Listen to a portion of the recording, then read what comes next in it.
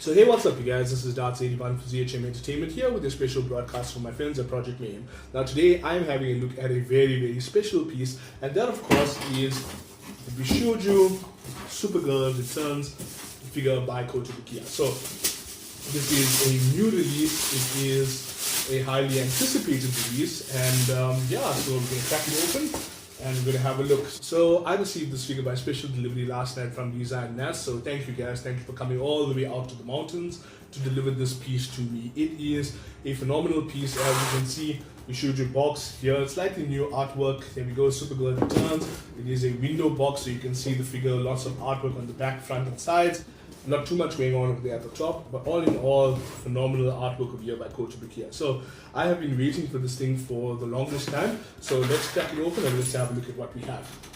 As you may know, the Bishoujo line of statues is one of Kotobukiya's longest running lines of statues, and the Supergirl statue, their first one, there's a picture of it right there.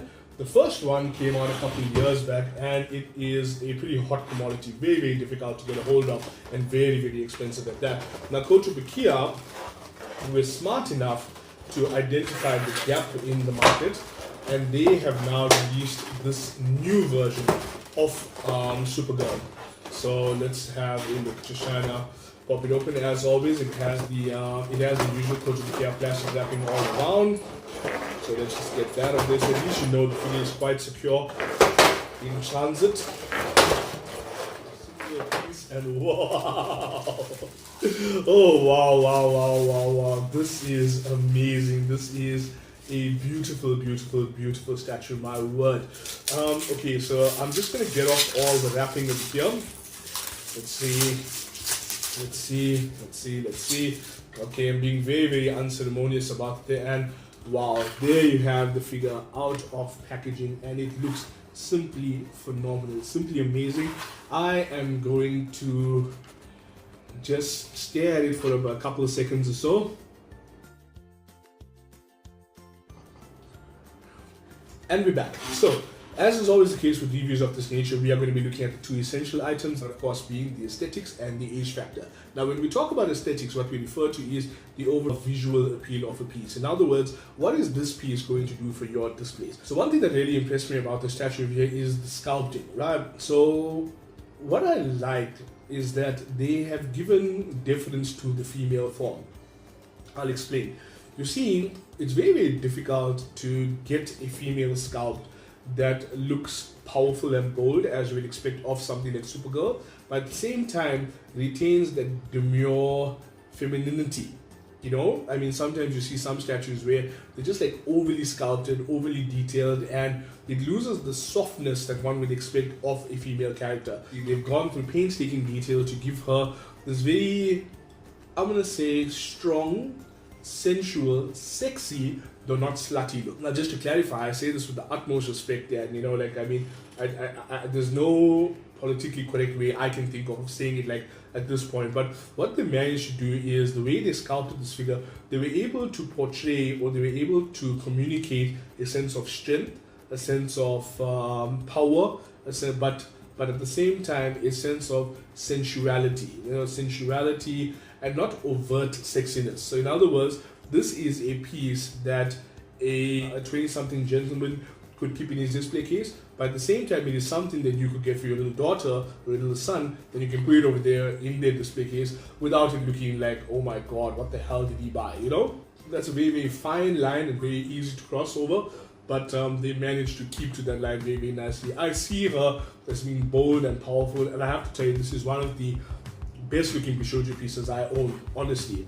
Okay, so in terms of sculpt work, from what we can see over here is it's a very neatly sculpted figure, you know, lots and lots of fine details over here. I'm especially impressed with the way they were able to do the folds in the skirt, the folds in the cape, as you can see over there, I hope. Folds in the cape over here. If you look at her blouse, I think blouse is the correct term. If you look at her blouse, you can see there's a lot of fine detail over there as well. I think where the figure really stands out is of course over there with the face sculpt. As you can see, she is simply beautiful. Now Bishoujo literally means pretty girl or beautiful girl, and they have nailed it with this particular figure right there. So she has soft demure features, but very well defined. If you look at the paintwork on her eyes, if you look at the paintwork at her lips, all of that stuff over there, you can see very, very neatly done, well designed, not overly done, but at the same time now quite distinct. Very, very nice how to do it.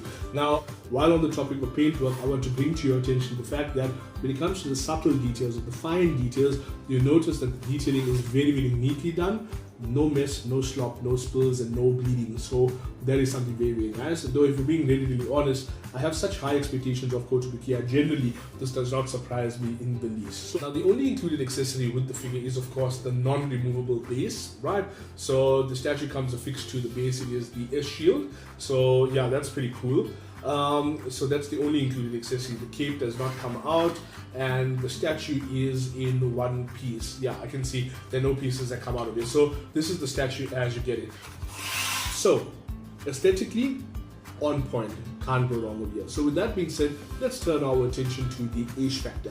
Now the age factor is a generic standard that we use to assess the degree to which a figure makes one go ish with excitement or ish with disappointment. So let's take it by the numbers. When we look at the age factor, it's pretty much a very broad assessment of the figure. You know, in other words, how do you feel about it as a whole? Now we already know that the figure looks amazing, right? But as somebody now who has to buy this and pay for it, like how do I feel? Am I getting value for money? Well, let's talk about the price point first. Now when we talk about the price point, I would have to say that this is not a cheapy figure. You know, it's not a cheapy figure, but at the same time, for what you're getting, and especially for the character, it is a very, very well-priced figure. Now what made it easier for me was the fact that my friends at Project Mayhem do have a payment plan, and their prices are pretty competitive in any event, right? So what I was able to do is I was able to pre-order this, so I got it at a discount, and in addition to that, I just made sure that I kept up with my monthly payments.